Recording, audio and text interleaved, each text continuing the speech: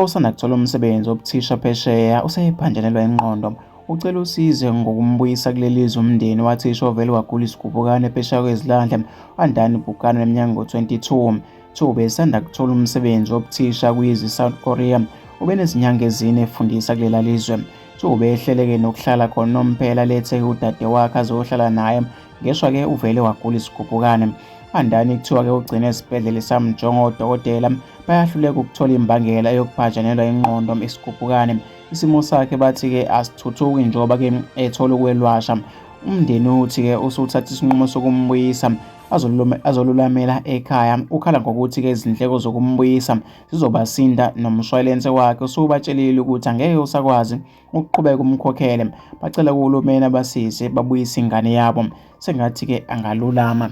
Kanti abantu baphawule kanje ezinkundleni zokuxhumana. Nangomunye uthi kwabuhlungu, yazi-ke ngathola ukuthi umona nje oqhamuka-ke emndenini. Nangomunye uthi-ke bamloyile nje umuntu wenkosi kuvuka umona ukuthi-ke usuyasebenza usuzoba ngcono-ke empilweni, azinakekele nomndeni wakho. Uyabona uma-ke ungaphela umona kubantu impilo-ke ingaba mnandi ezweni-ke sakhile. Ziyafa-ke izingane zabantu zifela-ke izinto zazo abazisebenzele-ke kanzima. Nangomunye uthi ngake kusobala nje indaba nabantu abadala-ke nje ngaleli gama-ke aseliphimisile ukuthi usefuna ukuhlala phesheya unomphela. Ilona-ke elimthele phansi. Phela-ke bayezwa ukuthi-ke abakwazi ukuphimisela ngomlomo. Uma-ke ngalikhipha ngomlomo athi-ke uyaxolisa uzobuyela-ke ekhaya kuzothi-ke gosololo bese-ke usala-ke noma-ke kusala ukuthi afike ekhaya ashweleze-ke emsamo. Vele-ke into yasemsamo kambe-ke eyenziwe ngemithi